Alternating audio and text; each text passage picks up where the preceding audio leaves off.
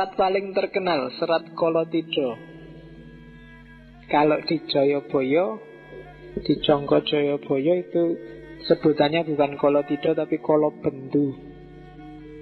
Kolobendu itu berarti zaman ketika banyak bencana. Kalau Kolotida, Tida itu keraguan. Zaman ketika benar salah tidak jelas, itu Kolotida. Mungkin kayak hari ini kan Kolotida. Sing benar mana, yang salah mana kita tidak jelas. Zaman SBY kemarin banyak sekali bencana. Itu zaman Kolobendu. Saya tidak tahu, harusnya siklusnya itu habis Kolobendu, Kolosubo. Tapi kok habis Kolobendu, Kolotida. Indonesia ritmenya sudah agak rusak. Harus ada yang memperbaiki roda tadi. Kalau enggak kita dari Kolotida ketemu Kolobendu, terus ketemu Koloyuga, susah terus, tidak ada ketemunya. Coba dilihat bahasanya Ranggawarsita. Ratune Ratu Utama, patihe Patih Linuwih, Pranayaka Tyas Raharja, panekare becik-becik parandene tan dadi paliasing Kolobendu. Mandar mangkin andadara, rubeda angribeti, beda-beda arjaning wong sak negara.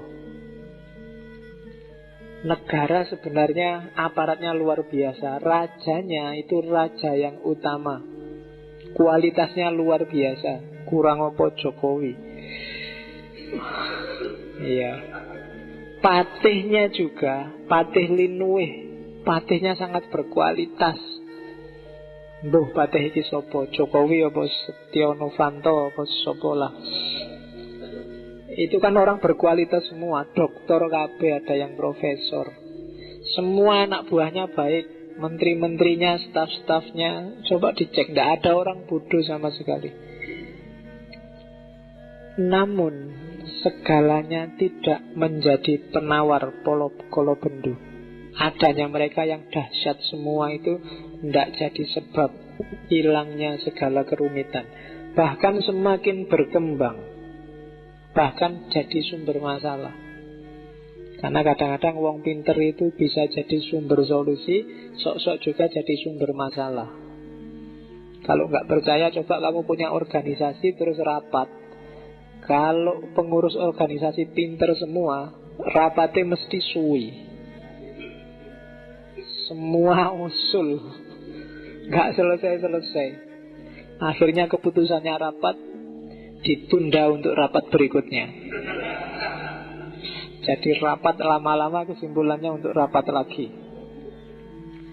Kadang-kadang enak sing bodoh-bodoh ngono wae diajak opo wae manut. Gini ya. Iya, pinter ki malah nyusai. Kerepotan-kerepotan makin menjadi lain orang, lain perilaku anggarannya. Yang mahasiswa punya anggarannya sendiri, yang dosen punya anggara murkanya sendiri, yang buruh punya anggara murkanya sendiri. Jadi kejahatan ada levelnya sendiri-sendiri. Kejahatan level menteri, kejahatan level ketua DPR, kejahatan level wapres, kejahatan level mahasiswa. Semua punya gaya sendiri untuk anggara murka. Itu zaman Kolotida. Dan ini yang bikin sumpek Ranggawarsita. Zaman dia, ketika dia tadi dipepet habis-habisan oleh Pakubuwono IX. Kata dia, amenangi zaman edan, ewuh oyo ing pambudi.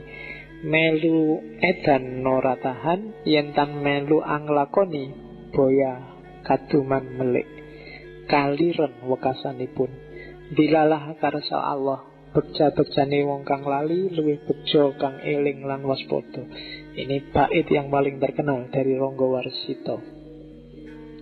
Mengalami zaman edan memang serba repot. Ikut edan tidak sanggup. Kalau tidak ikut, tidak mendapat apapun juga. Bahkan bisa kelaparan. Namun sudah menjadi kehendak Tuhan. Betapapun untungnya, bagaimanapun beruntung orang yang lupa, lebih beruntung orang yang senantiasa ingat dan waspada. Ini pujangga yang bisa kayak gini. Kalau kita agak susah. Kalau kita nggak korupsi karena nggak ada kesempatannya. Ya. Jadi Ronggo Warsito mengeluh, zaman edan, kalau saya ndak ikut edan, ndak kebagian apa-apa. Tapi kalau saya ikut edan, nggak tahan aku. Kalau aku ndak korupsi, terkucil aku. Tapi nek aku korupsi, ndak kuat. Kalau kita kan nggak. Kalau kita nggak korupsi, terkucil aku karena nggak ada kesempatannya. Kalau dapat kesempatan, ngalah-ngalahi yang kemarin korupsi. Jadi zaman edan bagi orang baik-baik pakai bait ini. Bagi para pujangga yang jernih, dia pakai bait ini. Saya tidak tahu kalian layak nggak pakai bait ini. Karena biasanya ganjelannya yang bagian itu tadi, melu edan ora tahan. Ya kan, opo iyo kalau kalian ikut edan tidak tahan. Jangan-jangan DNA-nya sudah DNA edan. Ketika tidak edan kamu nggak kuat, harus edan. Karena kalau para pujangga alasannya tidak kuat aku. Jadi ya iso wae dia ikut edan, tapi tidak kuat saya edan. Tapi kalau tidak ikut kok ya tidak dapat jatah apa-apa, terpinggirkan. Tapi sudahlah, ikut sesuai kehendaknya Allah. Karena sesuai kehendaknya Allah itu, seuntung apapun orang yang edan, pasti lebih untung orang yang ingat dan waspada. Itu penjelasannya panjang lebar, di banyak buku ada. Kontekstualkan dengan hidupmu sehari-hari. Jadi seenak-enaknya kamu nakal ngedan, lebih enak kalau kamu ingat dan waspada. Oke, terus ini nasihatnya. Gimana sih kalau di zaman edan itu? Ini sebenarnya bukan terusannya, tak potong-potong baitnya, tak ambil yang pas. Sakadare linakonan mung tumindak moro ati anggretan dadi perkara. Karono riwayat muni ikhtiariku yekti pamilihin reh rahayu sinambi budidaya kanti awas lan eling kanti kaesti antuo parmaning sukmo. Lah terus kalau zaman rusak kayak gini kita harus gimana? Diem aja, pasif, ngelawan juga mesti kalah, kita kalah power. Katanya Ronggo Warsito, ya sudahlah, jalani saja sekedarnya, saisamu, sak mampumu.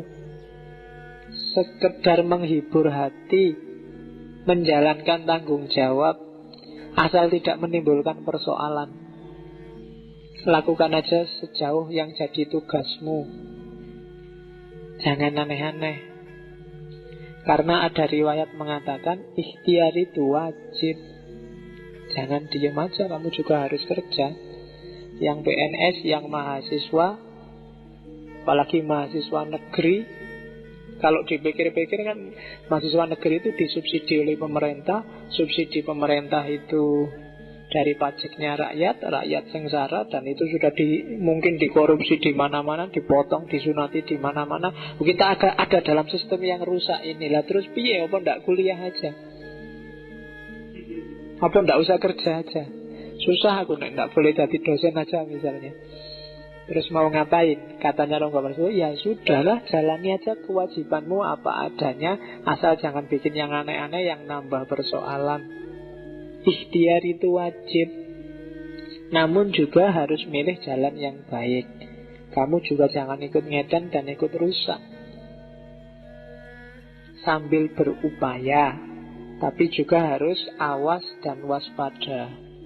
Jangan sampai ikut tenggelam dalam arus keedanan tadi. Kuncinya di situ.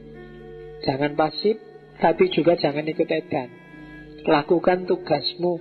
Mahasiswa tugasnya belajar, ya belajar yang baik. Yang dosen ngajar sesuai kapasitasnya. Jangan ikut-ikutan edan, sehingga akhirnya kita bisa dapat berkah dari Allah. Itu serat Kolotidho. Ini sama, serat Sabto Jati, isinya mirip. Zaman rusak.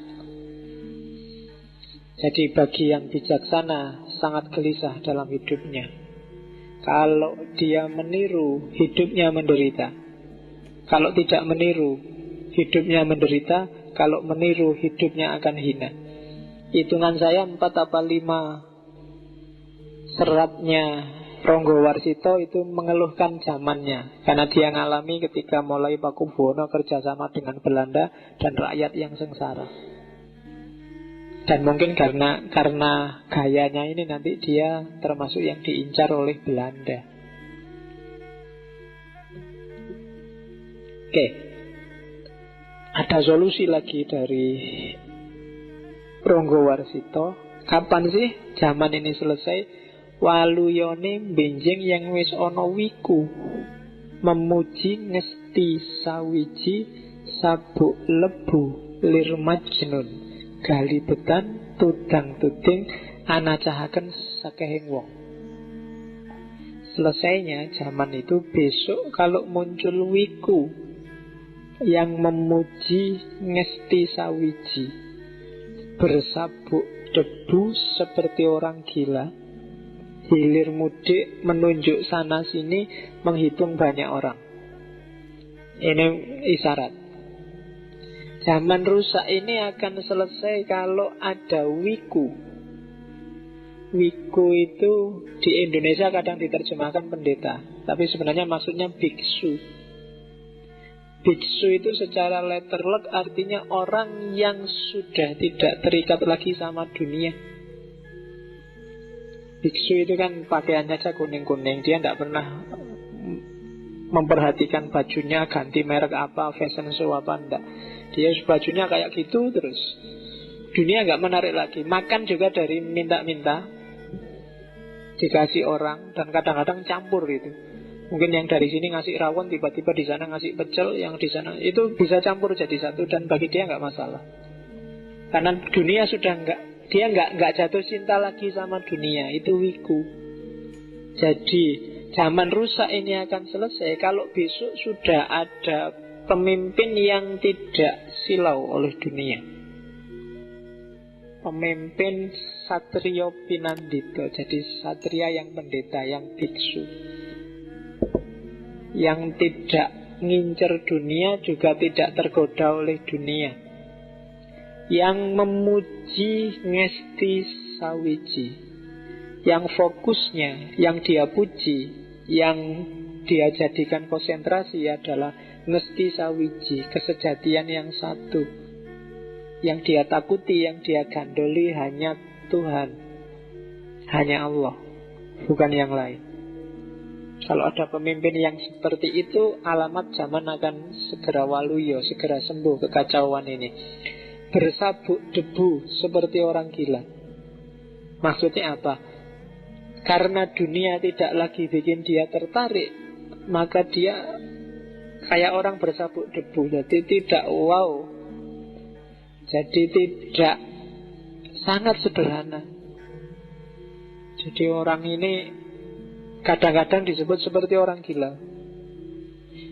Jadi harusnya presiden itu jas-jasan, pakai dasi, wangi-wangian, gayanya kayak orang kaya, pesawatnya, mobilnya merek apa, tapi dia sudah nggak kepincut sama itu semua.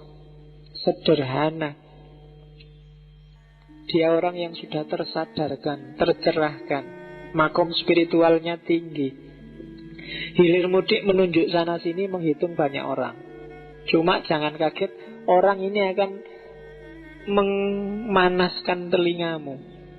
Orang ini akan sering bikin kamu kaget, karena dia tidak takut apapun. Kalau benar dia bilang benar, kalau salah dia bilang salah. Kebenaran itu sering menyakitkan. Maka dia disebut hilir mudik, menunjuk sana sini, menghitung banyak orang. Jadi dia, dunia di level apapun tidak bikin dia tertarik, tidak bikin dia kepincut, sehingga dia sangat berani. Yang benar dia omong benar, yang salah dia omong salah. Dan itu menyakitkan telinga. Dianggap orang gila. Jadi katanya Ronggo Warsito, besok kalau ada wiku memuji ngesti sawiji, sabuk lebu lir majnun, galibetan tudang tuding, anacahaken sakehing wong, maka berharaplah zaman akan segera cerah lagi.